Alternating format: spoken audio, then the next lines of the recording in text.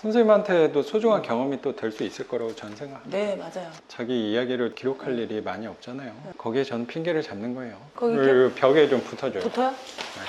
편집도 직접 하시는 거예요? 그럼 누가 해줘요? 내가 해야지. 1인 자영업자인데. 지금 평일반 수업하고 계세요? 평일은 개인 수업으로 하는데 하시는 분이 있긴 있어요? 해요, 지금. 와, 네. 주말에 지금 계속 하시고 네. 토요일은 안녕하세요, 작가 반지성입니다. 오늘 또 저희 교육생께서 명도를 완료하셨습니다. 축하드립니다, 선생님.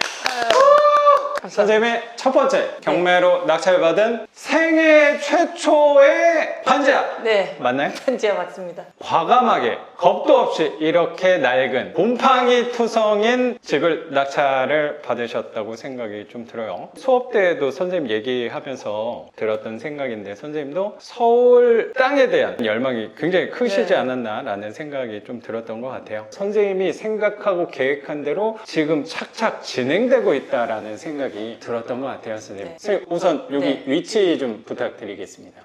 여기 서울시 강서구 화곡로에 있는 반지하고요. 서울 강서구 화곡동 우리 소액 빌라 월세 투자자들한테는 몇 남지 않은 우리랑 잘 이해관계가 맞는 동네라고 생각이 드는데 우선 선생님 집 같이 보기 전에 소개 좀 부탁드리겠습니다. 안녕하세요. 저는 경기도 화성에 살고 있고 나이는 40대고요. 지금 회사 다니고 있는 워킹맘입니다. 그리고 우리 만난 게 6월에 주말반으로 반지상 선생님 만났었고 반지하를 좀 투자를 해봐야겠다. 왜냐면은 공주가가 1억 이하라서 부담이 없고 또 서울에 땅을 하나 산다 이런 네. 느낌으로 접근하다 보니까 제일 빌라가 많은 화곡동으로 오게 된 거죠. 이 땅도 중요하지만 우리한테 더 중요한 건 월세. 월세 쪽으로 방향을 잡고 저를 또 찾아오신 거라고 생각이 드는 것 같아요. 회사 다니시면서 입찰을 어떻게 한 거예요? 오전 휴가를 쓰고 입찰을 반차. 네, 반차. 아. 아침에 와가지고 오전 네. 휴가 쓰고 낙찰 받아서 다시 오후에는 출근을 하고. 선생님같이 안정적인 회사에 소득도 낮지 않은 맞벌이로 하시는 네, 거잖아요. 네, 왜 또 이런 집까지 월세를 만들겠다고 생각을 하셨는지에 대해서는 이따가 자세히 한번 여쭤보는 걸로 하고 우선 집은 살펴봤는데 곰팡이가 엄청 많아요. 선생님이 낙찰 받고 명도는 빈집이어서 네. 이거 허그인가요? 맞아. 허그한테 비밀번호 받아서 그쵸, 무혈 그쵸. 입성 무혈 입성. 그렇죠.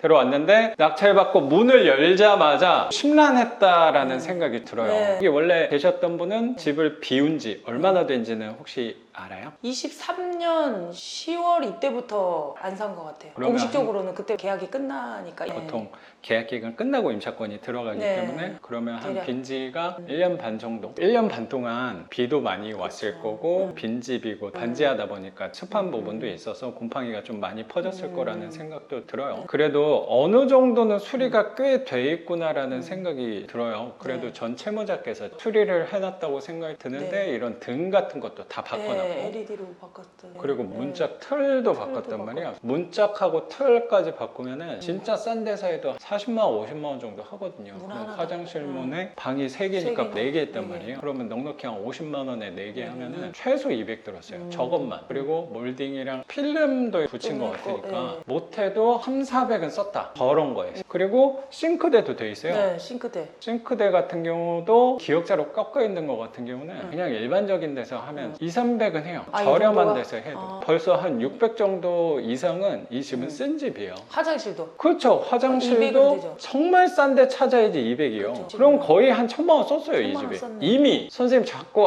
나 금액을 좀 많이 쓴 것 같아 라고 걱정을 아, 했지만 그랬어요. 그거 반영해서 쓴 거라고 저는 생각해도 좋지 않을까. 아. 이미 한 1000만 원 썼기 때문에. 근데 이 곰팡이가 껴있는 모습을 보니까 우리가 마음이 불편하다. 약간은 소극적이 된다라는 네. 생각도 드는 것 같은데 이거는 습기 때문에 그리고 집이 비어 있었기 때문에 생긴 곰팡이 가능성이 되게 높으니까 저런 것만 잘 차단하고 또 어느 정도 보완해서 수리를 한 다음에 세입자 받고 나서 지켜보면 큰 걱정을 할 게 있을까라고 생각도 저는 드는 것 같아요. 너무 겉모습 외모만 보고 속단할 필요는 없다고 항상 생각하거든요. 그러니까 어느 정도 보완하고 지켜본 다음에 그 다음에 판단을 해도 늦지 않지 않을까. 왜냐면 우리 우리는 이거를 깔끔하게 만들어서 바로 팔아버릴 사람은 아니라고 생각하거든요. 선생님도 이거를 5년, 10년, 20년, 길게는 30년까지 갖고 가면서 계속 내가 보듬어주고 살펴주고 선생님 자녀분처럼 오래 같이 갈 집이라고 생각이 좀 들어서 처음부터 빠른 판단을 할 필요가 있을까?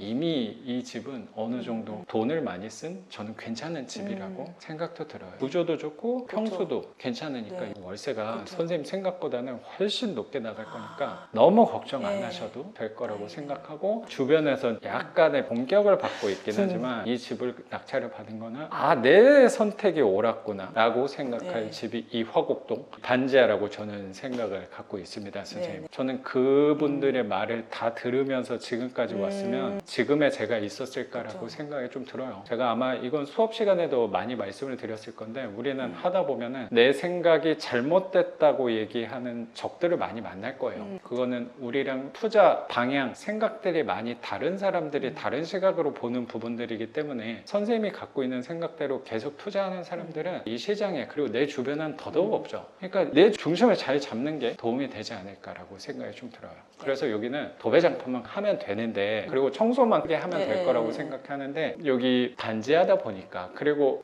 햇볕이나 환기에는 약간은 좀 불리하다는 생각도 좀 들긴 해요. 그리고 오늘 비가 와가지고 저기 바닥이 젖어 있어서 그런가 약간은 습하다는 생각도 들긴 했는데 문을 열어놓고 한 30분 정도 있었잖아요. 적응이 돼서 그런지는 모르겠는데 냄새 나고 그런 게 좀 없지 않아요? 맞아. 좀 없고 시원하죠. 선생님 공기가 아까 좀 땀을 좋아서. 좀 많이 흘리고 계셨는데 네. 지금 컨디션이 괜찮아 네. 보인다는 생각이 좀 그러네요. 들어요. 근데 바닥 장판에 저런 자국들을 보니까 이거는 물이 밖에서 넘어온 거일지 아니면 실제로 수도관 누수가 있었을지 그거는 정확히는 모르겠지만 이런 부분을 알려면 전에 세입자분한테 물어보는 거 그래도 최소 2년 정도는 사셨을 거니까 사시면서 저게 어떤 식으로 물이 젖었는지 장판이 색깔이 변했는지 물어보는 게 전 제일 중요하다고 생각하는데 그렇게 적극적이진 않은 세입자라고 통화를 하셨는데 이거는 내가 갖고 가면서 경험할 수밖에 없다고 생각해요. 완벽히 처리해낸다기보다 최소한의 비용으로 보완을 하면서 나아가는 방향으로 저는 갔으면 좋겠거든요. 반지하 외벽 쪽을 좀 보니까 땅하고 건물하고 만나는 그 모서리 쪽에 이끼가 잔뜩 껴 있어요. 이끼가 껴 있다는 거는 최근에 비가 와서 그런 면도 있겠지만 습기가 있으니까 이끼가 껴 있는 거 아닌가라고 생각이 좀 들어서 저 부분으로 물이 조금씩 들어와서 여기까지 넘어왔을 수도 있다는 생각이 좀 들어요. 특히 요 벽 같은 경우는 곰팡이가 수두룩한데 건물이랑 땅이랑 만나는 거면에다가 시멘트 몰탈로 저도 알고 있는 분이 네네. 있으니까 그분 되게 저렴하게 해주실 거예요. 저 정도 다 하고 거기에 실리콘을 쏜다거나 방수까지 처리를 해준다고 하면 조금 지내보는 것도 좋을 것 같고 여기 싱크대에 있는 쪽에 누수 자국이 조금 있는데 여기가 집중적으로 심하다고 생각이 좀 들어서 여긴 벽 쪽에도 누수 자국이 좀 있잖아요. 또 살펴보니까 반대쪽 현관 출입구 입구 쪽에 수도 계량기 함 바로 맞은편이 저렇게 젖어 있는 거 보니까 항상 저 수도 계량기 함 쪽에 오래 빈집으로 있으면 항상 수도 계량기 쪽에 동파가 많아요. 그 연결 부위 있는 데가 취약한 부분이어서 거기에 동파가 돼서 이렇게 누수가 될 수도 있거든요. 근데 이게 저 빗물이 들어와서인지 아니면 동파가 돼서 미세한 누수가 있어서인지는 정확히는 모르겠는데 전 집주인 같은 경우에 어차피 이 집 날아갈 거니까 수리하고 보완해주는 일을 소극적으로 거의 해주지 않았을 가능성이 크잖아요. 네. 그래서 저 상태일 수도 있고 젖어 있는데 또 여기 사는 분이 깔끔하게 처리를 안 해서 굳이 내 돈 내서 남의 집을 뭐하러 해라는 생각을 갖고 있는 분들이 사실 많잖아요. 그래서 저렇게 스티커로 붙여놓고 한 것들만 보더라도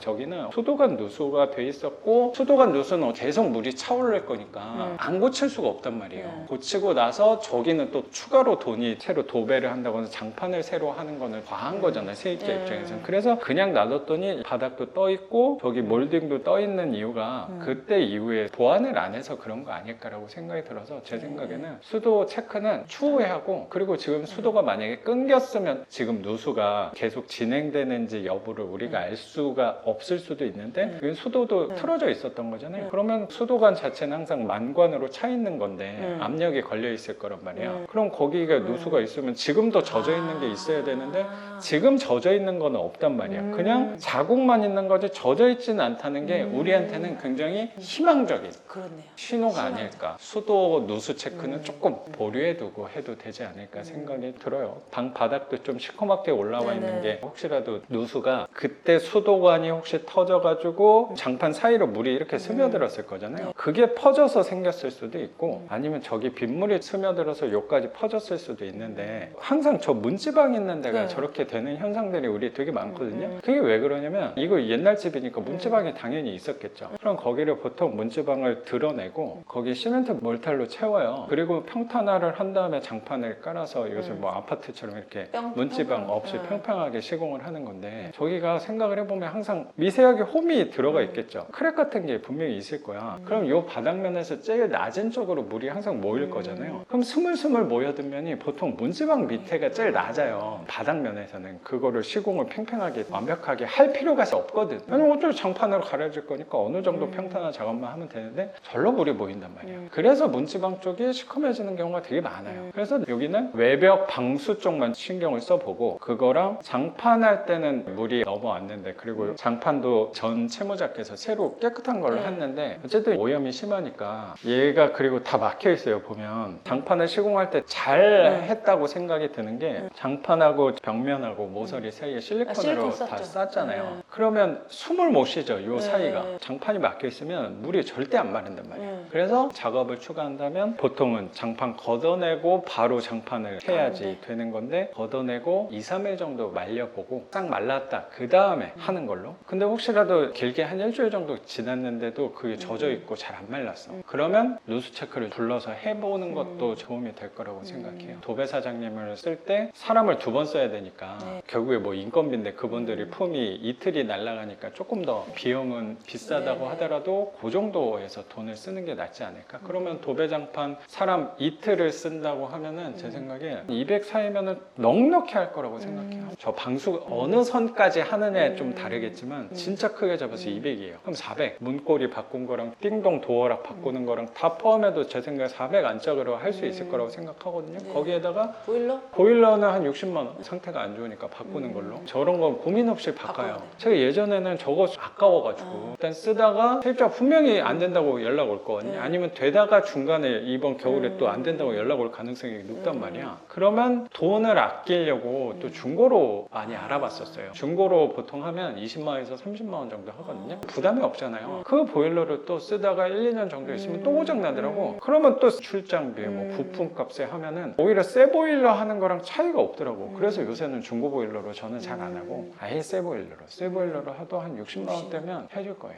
원래 일반 대리점에서 하면 한 8, 90만 원 해요. 근데 아시는 분이 그 정도로 하면은 입주 청소까지 하면은 500 안짝으로 다 할 수 있지 않을까? 그 정도면 선생님 입찰할 때 생각했던 수리비와 편차가 좀 있을까요? 아니 그 정도 저도 생각했는데 전 더 많이 들을 수도 있겠다 했는데 그 정도면 괜찮은 것 같아요. 그 정도 이하로 쓰는 거를 노력하는 게 저는 이 집 컨디션과 이미지가 잘 맞을 것 같고 여기서 완전 A급으로 모든 걸 완벽하게 해놓고 한다고 하는 거는 특히 반지하에서는 완벽한 거는 저는 없다고 생각이 들어요. 선생님 과거의 삶을 돌아보면은 거의 완벽한 삶이었다고 생각도 들긴 하는데 근데 이 집을 자꾸 완벽을 기하지는 않았으면 해요. 7, 80% 정도만 해놓고 그 다음에 보완하는 걸로 하는 게 우리 반지하를 오래 갖고 가는 방향. 선생님도 이 집만 할 게 아니고 앞으로도 계속 할 생각이 있는 거잖아요. 그런 마음 자세로 하는 게 오래 가는 방법 중에 하나가 아닐까라고 저는 생각이 좀 들어요. 그 정도만 한 다음에 추후에 지금 생각하지 못하는 것들이 또 발견되는 경우가 많으니까 그런 거는 중간중간 저한테 한 번씩 연락 주면은 해결할 수 있지 않을까 생각이 드는 것 같습니다, 선생님. 네, 저도 그렇게 생각합니다. 하다가 막히면 또 연락 줘요. 네, 선생님이 있어서 아주 든든한. 그래도 이 큰 것들을 다 해놨기 때문에 큰 돈이 안 나간다고 생각이 좀 들어요. 이 화장실 상태나 이 싱크대 상태, 등 달린 모습들을 보니까 선생님이 지금까지 어떻게 살아오셨구나가 좀 느껴지는 것 같아요. 이런 집은 아무나 만날 수 있는 건 아니라고 생각하거든요. 그럼요. 겉보기는 허름해 보여도 곰팡이 보니까 좀 자극적이었던 것 뿐인 거지. 이 집은 제 생각에 너무 좋은 집, 잘 받으신 거라고 저는 생각이 좀 들어요. 아마 선생님 이 영상이 올라올 땐 선생님 이미 월세를 받고 있지 않을까라고 생각이 듭니다. 서로 계약하겠다고 연락 올 집이라고 저는 생각이 들어요. 그리고 또 이 집에 대한 기대치가 그렇게 높지 않기 때문에 그치. 그 기대치를 갖고 접근하면 어떤 세입자가 들어와도 내 생각보다는 기대 이상의 결과가 나올 거라고 생각이 저는 드는 것 같습니다. 네. 그러면 서울, 강서구, 화곡동 반지하 빌라고 전용 면적이 18평에 방 세 3개, 화장실 하나, 연식이 2003년. 그러면 반지하 안에서는 신축 반지하가 아닐까라고 생각이 들어요. 그건 뭔 얘기냐면 특히 서울에 있는 반지하 같은 경우는 뭐 수도권 전반적으로 마찬가지라고 생각하는데 반지하는 허가가 난 게 최근 연식이 언제냐면요 03년 7월인가 그래요. 그거 이후에는 반지하 허가가 안 났어요. 안 났어요. 서울에. 네. 아 이제 못 짓게 하는. 그렇죠. 그건 뭐 선생님도 잘 알고 네, 있겠지만 진짜. 허가 자체가 20년 전부터 안 나고 있었어요. 그렇다면 이 반지하는 신축이죠. 네, 그렇네요. 우리한테는 A급 반지하라고 저는 생각이 들어요. 더 이상은 태어나지 않는 반지하니까 선생님이 아주 막차를 잘 타셨다라고 생각이 전 들어요. 네. 그러면 03년식에 20년 된 반지하 혹시 낙찰 가격 한번 여쭤봐도 될까요? 네, 1억 3,890만 원.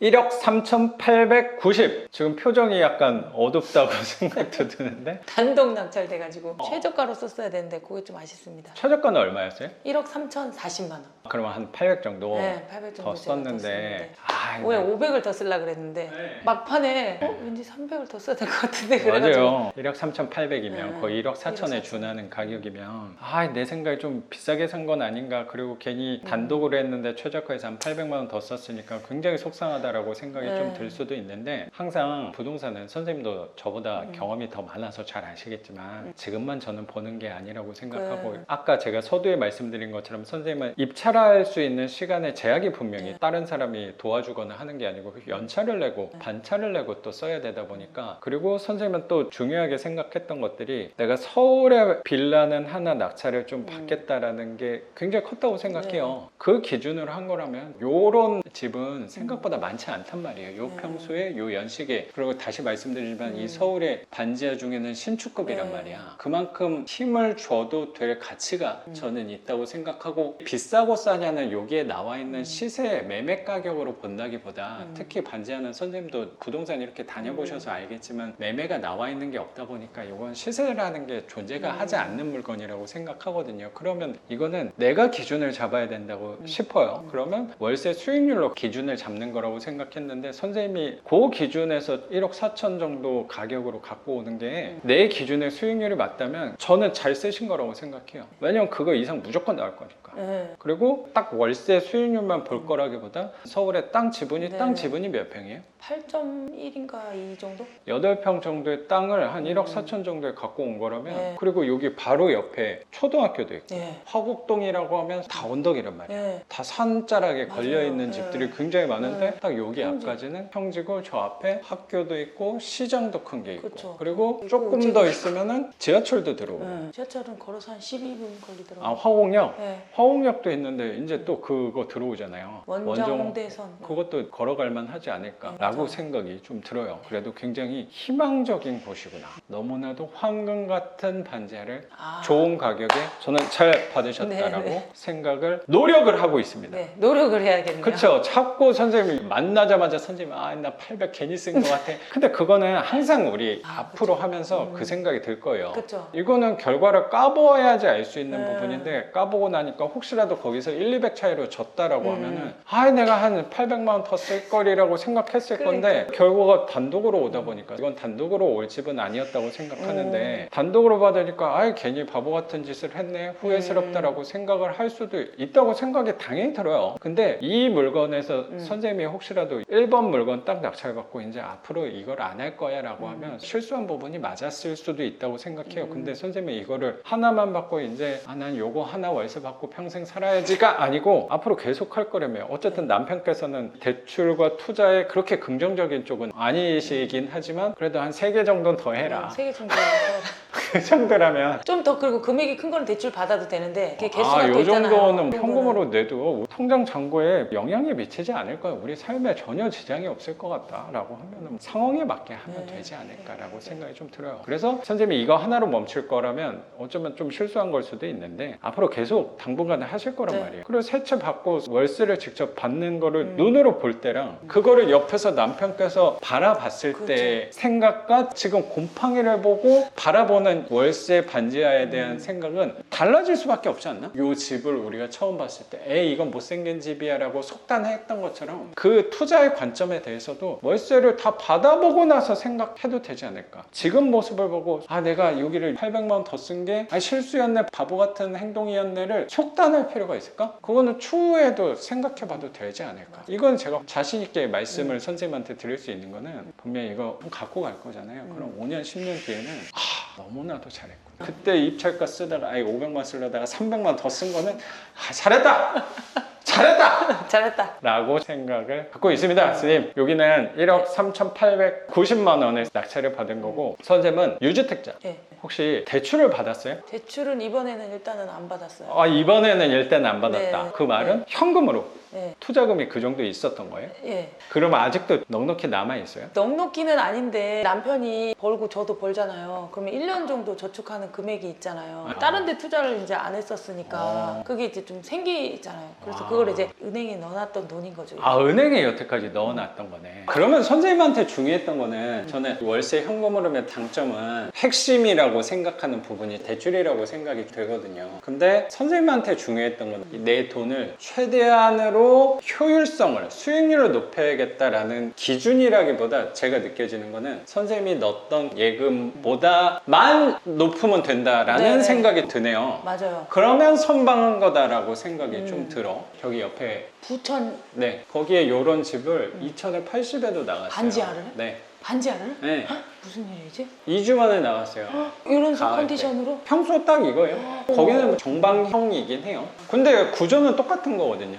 화곡이 더 낫지. 여기가 더 비싼 동네고 사람 훨씬 많이 사는 그러니까. 동네거든요. 그래서 제 생각에 1080이 그렇게 막 무리하는 가격이 아닐 수도 있어요. 그것도 주차장이 있긴 해요. 주차장인데 넓진 않아가지고. 근데 거기도 좁았어요. 길에다 세워야 돼요. 근데 여기는 초등학교도 바로 앞에 있다. 네. 선생님 뭐 급하지도 않잖아요. 선생님 물건의 장점은 공실일 때 불편하지 않다는 거라고 나는 생각하거든요. 이자가 어쨌든 나가지 않으니까. 여유 있게 길게 보고 생각을 하면 뭐 여기서 5만 원, 10만 원 내춘다고 초조한 생각이 들 게 별로 있을 거라고 생각이 좀 들어요. 그리고 지금 보는 모습이랑 또 수리하고 나서의 모습은 그렇죠. 분명히 다를 거라고 생각이 네. 좀 드니까 그때쯤에 한 번 더 연락을 줘요 저한테. 그럼 얼마 내놓을지 한 번 더 고민해보고 네. 또 내놓고 나서 한 2, 3주 정도 하고 그러니까 그런 거를 저한테 좀 많이 얘기를 해줘야 돼요. 어떻게 진행되고 있다고. 네, 그러면 어쨌든 뭐 제가 하는 역할이 그런 거라고 네, 생각이 네. 좀 들고 우리 수업은 끝났지만 이제부터 집을 내놓고 관리하면서 네. 제 도움이 필요할 맞아요. 일이 저는 분명히 더 네. 많이 있을 거라고 생각이 들어요. 그런 데서 저를 활용하면 되지 않을까 라고 생각이 좀 들어요. 아까 그 가격대로 한번 내놔봐도 좋을 것 같아요. 네. 왜냐면 요 평수에서 지상층이 90만 원, 100만 원 나갈 거니까. 근데 아까 부동산을 조사를 해봤는데 부동산에서는 요 위에가 70에 살고 있대요. 1층인가 2층인가가. 여기는 50만 원을 얘기하는 거예요. 그래서 50은 아니 60 못 받아요. 그때 60은 안 나간대요. 두 군데에서 그렇게 얘기하셔갖고 안 나간대. 60도 안 나간대요. 60은 월세 하나도 안 오르기 전에 이제 3, 4년 전부터 월세가 많이 올랐잖아요. 그 가격이에요.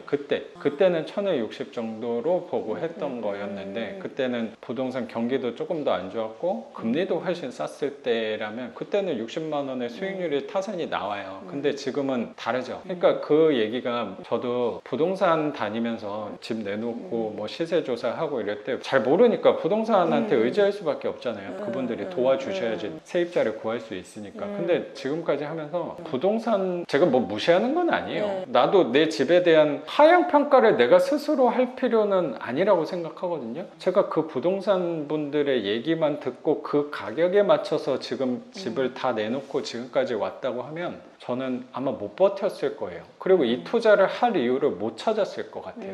그 월세를 받아서는. 이런 비슷한 거예요. 선생님 이 집 내놓으러 갔더니 1050이래. 그러면 반대로 항상 물어봐요. 요 평수에 방 3개짜리 18평짜리가 1050짜리가 있냐고. 지금 보여줄 수 있냐고.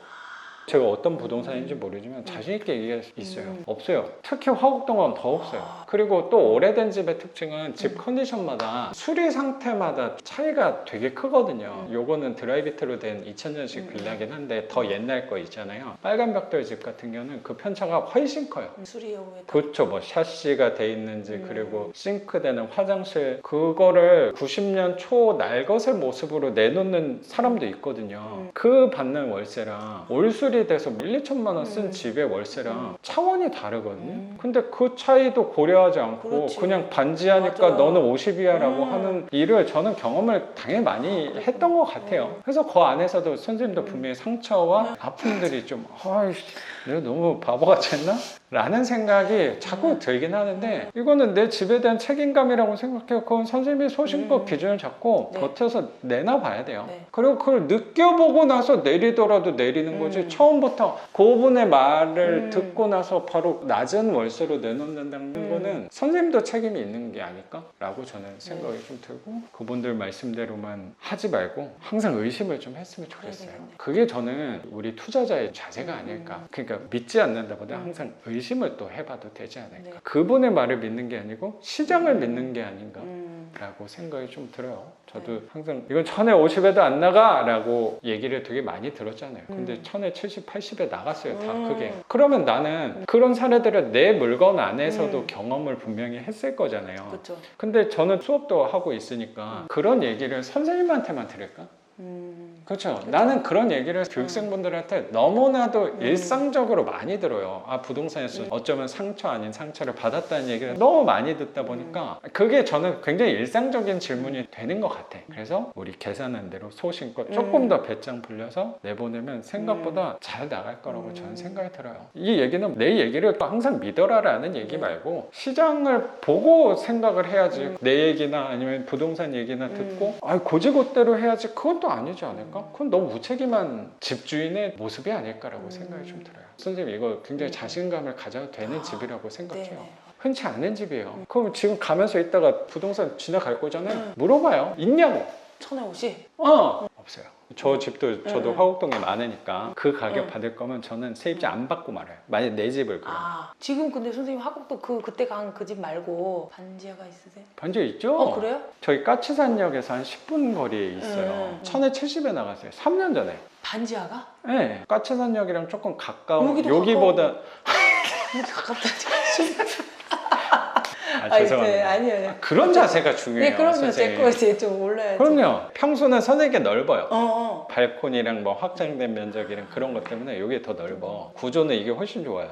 그리고 몰딩이나 싱크대 이런 것도 훨씬 좋고요. 선생님께. 거의 3년, 4년 전에 1070이면 계속 그 가격으로 그러면? 네, 그분이 계속 사니까. 계속 사니까? 오. 네. 현장 수업할 때 여기 왔었잖아요. 여기 왔죠. 현장 수업할 때도 아마 제가 보여줬는지 기억이 그래요. 정확히 안 나는데 투룸짜리를 제가 보여주긴 했어요. 네. 아, 보여줬나? 네, 아마 보여줬어요. 얘기를 했을 거예요. 투룸이 1080이야. 근데 깨끗해 갖고 거기는 신축 완전. 아니 신축 아니에요. 그래요? 내가 신축이면 말도 안 해요. 그랬어요? 신축이면 90만 원, 100만 원 받죠 요새는. 2005년, 6년식이에요. 그러니까 큰 차이가 안 나. 들어와 보면 그 체리색 몰딩 있는 거예요. 나는 이 필름도 안 붙였어. 근데 투룸짜리 전용 면적 9평짜리가 1080이에요. 근데 지하는 아니고 탑층. 탑층.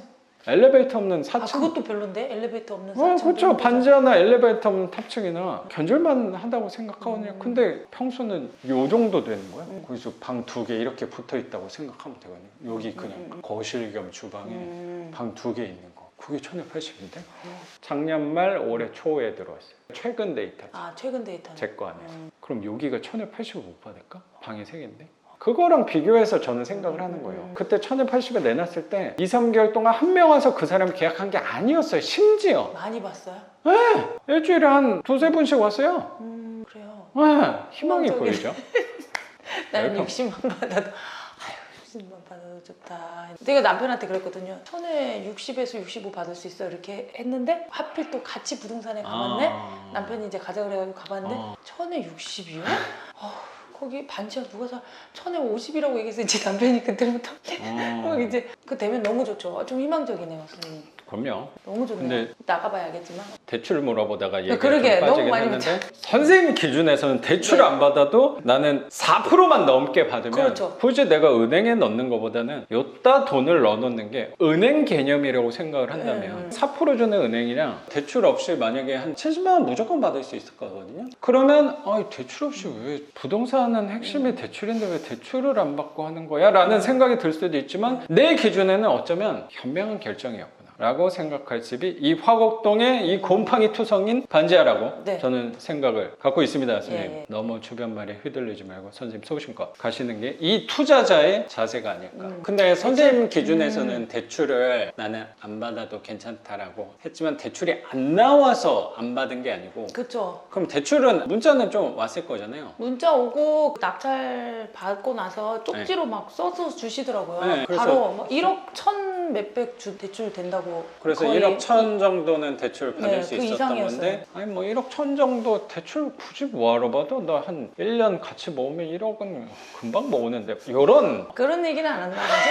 아 그러면 선생님은 4%에 넣느니 요 10%에 반지하에 넣겠다라는 네. 개념으로 한 건데 맞아요. 처음부터는 대출 받을 생각이 없었던 거야? 아니요, 저는 받으려고 했죠. 아 받으려고 네. 했는데 근데 남편하고 상의를 해야 되고 혼자 하기는 그래서 이제 어떻게 할 거냐 얘기를 하는 도중에 남편이 대출을 받아서 하는 거는 나는 싫고 그 이자보다 더 나오면은 괜찮다 그렇게 얘기를 해서 이제 네. 이런 빌라에 대한 선입견이 안 좋아서 아 남편께서 이런 투자에 대해서 잘 네. 원래 관심이 없으니까 네. 그렇게 할 바에는 이제 서로 감정이 안 좋아지니까 어느 정도 아, 나도 조금 좀 부딪힘이 네, 있었나 봐요. 부딪힘이 있었죠. 어. 자기는 큰 욕심이 없고 어. 자기는 이대로 그냥 살고 싶다. 난 삶이 되게 만족스러운데 지금 상태에서 자기는 그냥 살고 싶다. 굳이 왜 이런 것까지 하느냐? 그렇지. 관리하기도 힘들고 그렇죠. 멀고 또 그 반지하고 뭐 그리고 것들을 대출 나는 좀 불편하다. 살만한데 굳이 왜 대출까지 받아서 하느냐에 대해서 네. 자세히 한번 여쭤보는 걸로. 굳이. 예. 할게요. 그러면 여기 명도에 대해서는 얘기할 필요는 없을 것 같고 네. 빈집이어서 허그한테 비밀번호 받아서 받고, 바로 네네. 들어온 거고 네. 그러면 선생님에 관해서 좀 여쭤볼게요. 네. 아까 말씀드린 대로 선생님도 일하시고 남편께서도 아이가 한 한 명에. 하나니까 평범한 중산층 이상의 삶을 살아갈 거라는 생각이 조금 들어요. 네. 뭐 소비에 있어서도 그렇게 막 걱정되고 그런 게 조금 덜 할 것 같은데 네. 선생님도 굉장히 안정적인 일자리를 갖고 있으니까 네. 근데 왜 이 투자를 갑자기 생각을 하신 거예요? 왜 하시는 거예요? 이 투자는? 원래 이제 네. 저는 경기도에 살잖아요. 경기도 중에서도 비싼 아파트들도 있긴 한데 제가 가진 집은 서울에 있는 집보다는 덜 오르더라고요. 지금은 살기가 저도 지금 만족하고 살기도 좋은데 나중에 세월이 흘러서 은퇴하고 했을 때 내가 경기도에 아파트가 있는 것과 서울에 아파트가 있는 거는 좀 다르겠다. 근데 지금 현재 시점에서 서울에 아파트를 살려고 하니 갭도 너무 크고 매가 자체가 너무 비싸서 그게 사기는 어렵다. 이제 생각을 돌려서 네. 그러면 빌라가 언젠가는 방장은 아니고 언젠가는 어차피 아파트로 바뀔 확률이 높은데 월세도 받으면서 기다리고 있다가 아파트가 되면은 자산도 커지지 않을까. 그래서 이제 빌라를 선택했죠. 저는 아파트를 선택할 수도 있었지만 그거보다는 투자금도 적고 하니까. 그럼 원래 부동산 투자에 대해서는 전부터 관심을 갖고 있었어요? 그쵸. 근데 그때는 아파트만 관심이 있었는데 그때도 남편이 하지 말자 그래가지고 좀 많이 못했죠. 그때 만약에 했었으면은 지금까지 안 왔을 수도 있을 것 같은데 그때도 이제 서울의 아파트는 좀 저희가 사는 것보다 비싸니까 무슨 아파트가 비싸냐. 그래서 이제 좀 시기를 놓쳤죠. 네. 그게 한 몇 년도쯤이었어요? 한 18년, 19년? 어, 그때 샀었으면 딱 또 좋았을 막 텐데. 올라가고 네. 있을 때였던 거네요. 그때 샀었으면 좋았을 텐데 그때 무슨 서울에다가 집을 사냐. 또 서울 안 된다 그래서 광교도 가보고 했는데 뭐 이렇게 비싸냐. 지금 집보다는 거기가 비싸니까. 돌아보니까 훨씬 많이 오르더라고요. 저희 동네보다. 저희 동네도 오르긴 했는데 네네. 오르는 차이가 크더라고요. 그때는 적극적으로 못했죠. 왜냐면 저도 지식이 많이 없으니까 크게 주장 못하고 그 감으로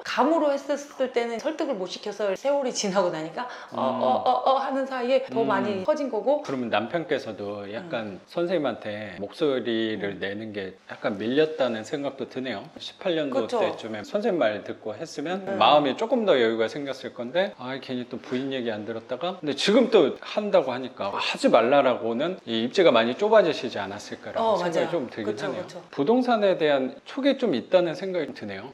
촉이 있을까요?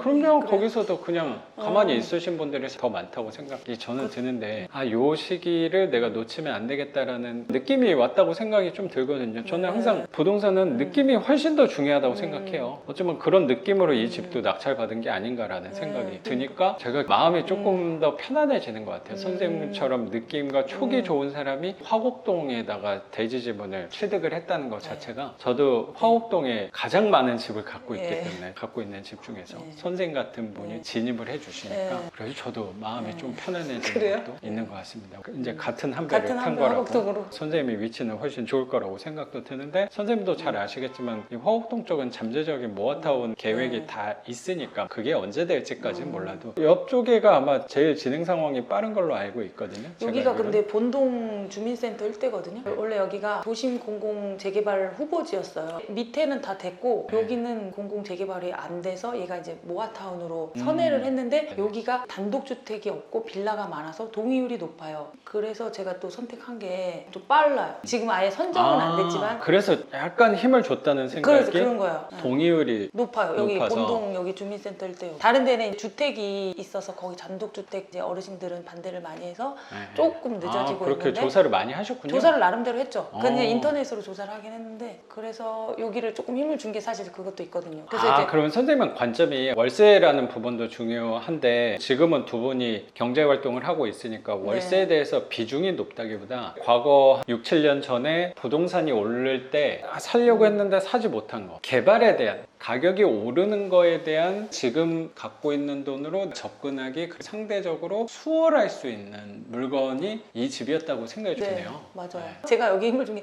평지면서 모아타운도 될 확률이 조금 있으면서 월세도 잘 받을 수 있을 것 같고 이제 여러 가지 생각해서 저는 반지하지만 그리고 반지하에 대해서 이제 선입견이 네. 있었는데 선생님 수업을 들으면서 반지하도 이게 월세가 생각보다 잘 받고 잘 정비만 하면은 인식과는 다르게 월세가 잘 나갈 수 있구나 이런 걸 알아서 이제 이게 접목이 된 거죠. 안 그랬으면은 1층 이상 이런 것만 봤을 텐데 이 구역 안에 있는 게 나와서 이제 항상 부동산을 먼저 바라볼 때 특히 저는 거기에 치우친 사람이어서 그럴 거라고 생각하는데 항상 부동산은 내가 쓴 가격 대비 대출의 월세에 내 돈 대비 얼마가 들어오냐로 부동산의 가치를 좀 판단하는 경향이 있긴 하거든요. 근데 선생님 얘기하셨던 거에서는 선생님 제가 인터뷰 좀 부탁드린다 했더니 나 좀 높게 받아가지고 이거 선생님 괜히 그러니까 도움이 될지 모르겠다라고 얘기한 게 근데 그거는 저의 기준에서 바라봤을 그렇죠. 때인 것 같고 선생님이 여태까지 조사한 것들을 바탕으로 과거 경험에 접목해서 이 집을 그 가격에 낙찰 받은 거니까 그렇다면은 너무나도 현명한 선택과 판단이 아니었을까라고 생각이 들고 남편께서는 그래도 적극적이시진 않으니까 이번에도 혹시라도 이거 뭐 반지하까지 하나 지금은 그래도 살만한데 라고 생각하고 또 미뤄뒀다가 혹시 한 3, 4년이 또 지나고 그렇죠. 갔는데 여기가 막 진행이 모아타운이 바로 지정돼서 아파트가 올라가는 걸 혹시라도 본다면 그쵸. 그게 된다 안 된다를 떠나서 그럴 가능성도 분명히 있으니까 그러면 지금은 이제는 막 땅을 치고 그렇죠. 후회하지 않을까를 된다 안 된다 그것도 분명히 중요한데 나는 언제 되더라도 수익률 10%만 먹는다면 그렇죠. 내가 10년 20년 뒤에 월세 받는다면 되면 좋은데 그렇죠. 안 돼도 별로 그렇죠. 크게 뭐 상관없어 어쨌든 나는 후회 없이 해봤으니까 그렇죠. 그 부분이라고 맞아요. 후회 없이. 맞아요. 네. 네. 그러면 이제 조금 더 편안하게 앞으로의 삶을 또 이어나갈 수 있지 않을까라고 생각이 들고 또 첫 번째 부동산이 저는 중요하다고 생각하는 게 처음 부동산에서 어느 정도 수리는 돼 있지만 약간의 불편함이 있는 부동산을 또 해보면 다음 물건을 할 때는 또 이 경험을 바탕으로 또 할 수 있는 부분이 될 수 있으니까 여기서 배우는 것들이 분명히 저는 맞아요. 많이 있으실 거라고 생각하거든요. 그거는 수익률과 돈으로 환산할 수 있는 부분이라기보다 앞으로 남은 삶 동안 계속 투자하는데 경쟁력 있고 영양가 있는 선생님의 자양분이 또 되지 않을까라는 생각도 드는 것 같아요. 제가 인터뷰 좀 부탁드렸더니 배운 것들이 좀 있었던 그쵸. 것 같다라고 얘기도 해주셨던 것 네네네. 같은데 그런 부분들은 구체적으로 어떤 부분인지 여쭤봐도 돼요? 그쵸. 제가 시세 파악을 요 주변에서는 안 해보고 인터넷상으로만 했었는데 그게 조금 더 하나가 추가되면 더 좋겠다. 인근에 있는 부동산도 가서 보면 조금 더 좋겠다. 다음에 한다면. 요거 입찰할 가격. 때는 인터넷 조사를 네, 주로 더 주로 했던 했는데. 거고 어쨌든 현장 조사는 뭐 우리 수업할 때 그거 왔었던 말고, 집이니까 두 번째는 제가 처음 경매를 받았는데 처음 낙찰이 됐는데 최저가를 쓸까 말까 고민을 했는데 저는 이제 욕심이 있어서 이게 바로 되고 싶어서 했는데 이게 마음이 최저가를 여러 번 도전하신다 하셨잖아요 선생님은. 그래서 될 때까지 내게 아니면 아니고 이제 되는 걸로 계속 도전한다 하셨는데 저는 그 부분이 너무 처음인데 불구하고 너무 제가 만약에 최저가로 썼어도 됐었고 안 써도 되는데 이제 미래를 모르니까 조금 그렇죠. 올려서 썼는데 최저가로 도전해보고자 하는 그런 것도 필요하다. 다음에 이제 계속 낙찰을 받으러 올지언정 그게 왜 불편했냐면은 선생님 말처럼 아까 1, 200 차이로 질 수도 있고 이게 안 될 수도 그렇죠. 있지만 그렇게 됐으면 이게 내가 아깝다 할 수도 있지만 이제 단독으로 들어오다 보니까 이게 너무 좀 썼나? 이런 마음이 들었거든요. 당연히 들죠. 그래서- 저였어도 들었을 거라고 생각해요. 그래서 다음에는 만약에 한다면은 이제 조금 더 최저가로 위주로 뭐 안 되더라도 연차를 더 내더라도 최저가를 맞아요. 조금 더 해보고 싶다 이런 마음이 들었죠. 배운 점은 그거고 선생님하고 얘기하기 전에는 이제 공사에 대한 부분이 좀 걱정되는데 그 부분은 제가 지금 얘기하면서 보니까 그렇게까지 걱정할 부분은 아니고 최저가로만 쓴다고 하면은 공사비에 대한 부분은 내가 걱정 없이 해도 되겠다 이런 마음이 드니까 최저가로 좀 써봐야겠다 이 생각 들어요. 선생님 말씀하신 부분이 정확히 저는 공감이 되는 것 중에 하나가 저도 수업을 하면서 느낀 게 어떤 부분이냐면 선생님하고 교실에서 만나고 현장 수업하면서 집 보는 거에 대해서 설명을 드리고 하는데 수업 시간 안에서 교육생분들한테 전달할 수 있는 부분이 있는 것 같고 내가 직접 가서 해봐야지 배울 수 있는 게 있구나를 정확히 구분을 하게 된 것 같은데 그 부분이 정확히 선생님 말씀하신 대로 입찰인 것 같아요. 입찰은 머리로 이게 안 되더라고요. 선생님은 너무나도 저는 운이 좋은 편이라고 생각해요. 그런 일이 사실 많지 않거든요. 저는 항상 최저가 위주로 많이 쓰라고 말씀을 드리긴 해요. 최저가를 쓰는 건 어떻게 보면 굉장히 바보 같은 짓일 수도 있는데 그리고 제 입장에서는 최저가를 교육생분들한테 권하는 게 어쩌면 저도 경매 수업을 하는 사람 입장에서는 그렇게 좋은 방법이 아닐 수도 있어요. 왜냐면 최저가를 쓴다는 건 교육생분들이 폐차를 많이 한다는 거고 교육생분들이 어쩌면 조금 더 고생을 하고 조금 더 낙찰 확률이 낮다는 얘기거든요. 그러면 제 교육 수업을 홍보하는 데 있어서는 좋은 부분은 아닐 수도 있다고 생각해요. 깊숙한 곳들은 사람들이 잘 모르잖아요. 보이는 것들을 사람들은 더 믿으니까. 그러면 내 교육생분들이 이제 수업 다 끝나고 나서 몇 명이 낙찰받았어. 그게 어쩌면 저한테는 굉장히 성과 보여주는 부분일 수도 있거든요. 그분들이 개개인이 얼마의 낙찰을 받았어는 보이지 않는 그쵸. 부분이기 때문에 모를 수 있어요. 그냥 몇 명 낙찰받았어가 더 수업 홍보하는 데는 도움이 될 수 있다고 생각하는데 반대로 생각해서 만약에 내 돈을 입찰가를 쓴다고 하면 아무리 괜찮은 부동산이라고 하더라도 내 돈 쓰는데 아껴서 쓰고 싶잖아요. 미래의 가치를 보고 반영해서 입찰가를 써. 그것도 물론 맞는데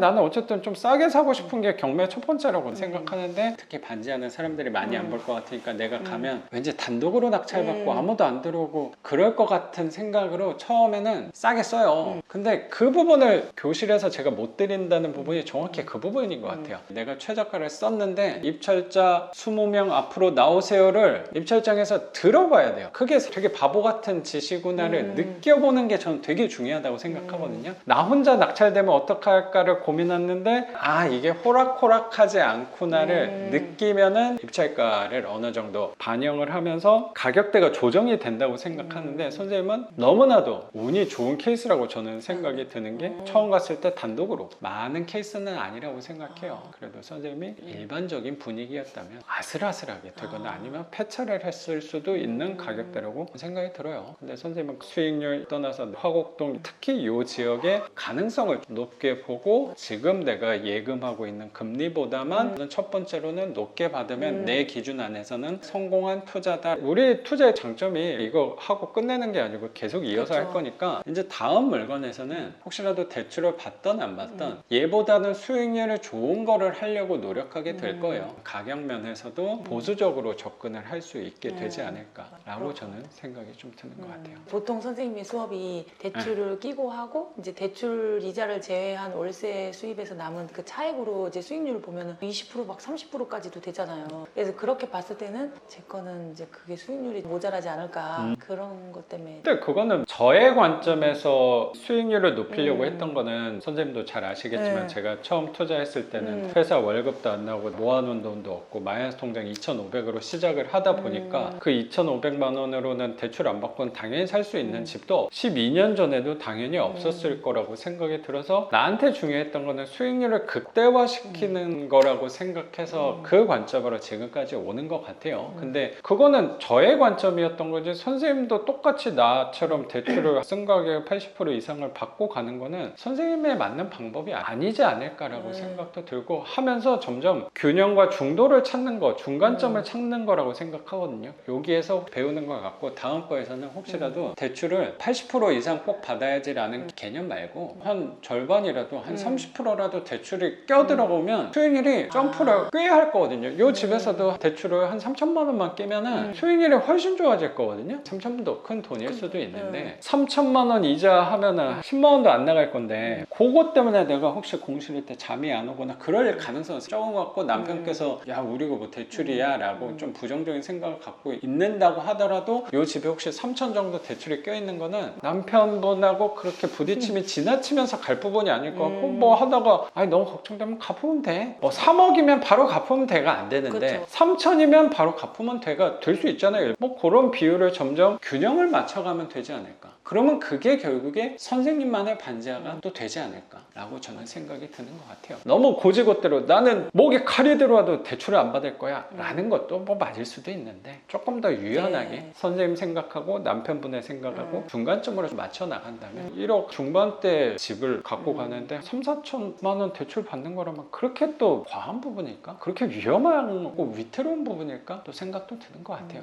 네. 근데 선생님은 급하게 내가 빨리 월세를 500만 원, 1000만 원 만들어서 퇴사하고 내가 원하는 삶을 살아야지 관점이 아니다 보니까 또 그런 것도 있지 않았나. 이거를 천천히 늘려나가다 씨앗을 뿌리면서 하나씩 갖고 가다 보면은 내가 생각하는 개발, 아파트, 시세 차익도 따라오지 않을까. 그 관점이라면 선생님 생각이 맞는 거 아닐까 라고 생각하게 된 것 같습니다. 네, 선생님. 그러면 오늘 선생님 집도 이렇게 공개해 주시고 투자관, 생각 그리고 선생님 갖고 있는 과거 경험과 선생님의 삶의 지혜까지 같이 우리 구독자분들과 공유해 주신 거 감사하게 생각합니다. 네. 그러면 오늘 영상은 여기서 마치는 걸로 하고 저는 또 내일 영상으로 찾아뵙도록 하겠습니다. 작가 반지상이었습니다. 감사합니다. 고맙습니다, 스님. 네, 아유 제가 저기 여쭤볼게. 순서가 좀 궁금해요. 이 공사를 뭐부터 하시는? 이거 걷어야죠. 걷는 거? 걷는 거 먼저 하면 장판. 돼요. 그리고 말려보고 아니 자꾸 이제 휴가비 써야 되고.